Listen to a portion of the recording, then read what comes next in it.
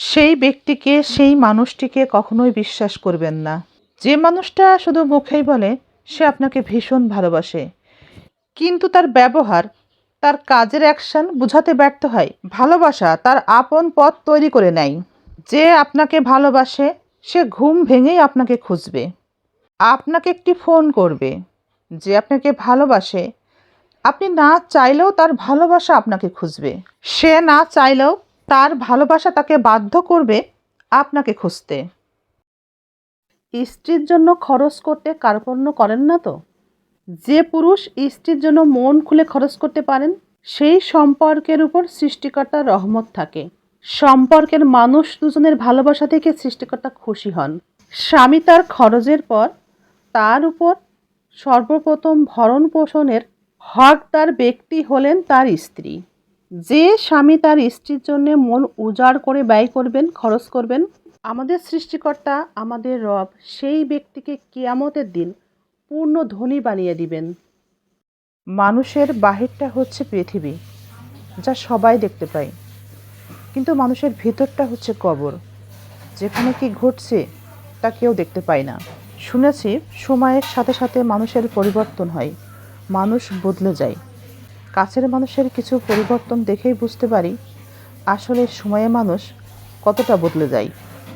একটু খেয়াল করলেই দেখবেন একজন পুরুষ যা ইনকাম করে, যা উপার্জন করে সংসারের জন্যেই করে। সে কখনোই বলে না এই উপার্জনের অর্থ শুধুই আমার।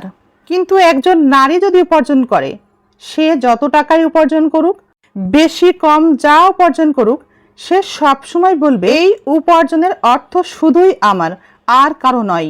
তাই আমার উপার্জনের অর্থ আমি যেভাবে খুশি, যেখানে খুশি খরচ করতে পারি।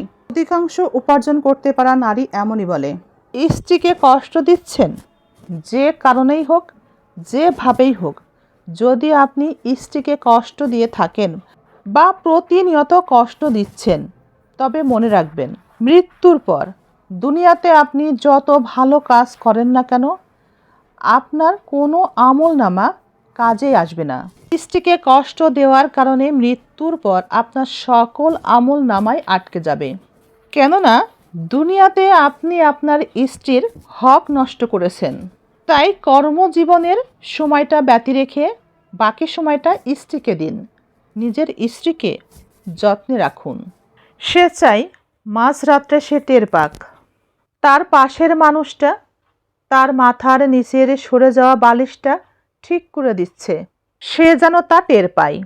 বুদ্ধিমানেরা তো তাই করে। তারা জানে নারীর উপরে রাগ দেখিয়ে, অভিমান করে, নারীর সাথে কঠোরতা দেখিয়ে নারীর কাছ থেকে কোনো কিছুই আদায় করা যায় না। কিন্তু নারীর কাছ থেকে ভালোবাসা দিয়ে পুরো পৃথিবী আদায় করে নেওয়া সম্ভব হয়। নারীর ভালোবাসা হৃদয় দিয়ে উপলব্ধি করতে হয়, মস্তিষ্ক দিয়ে নয়।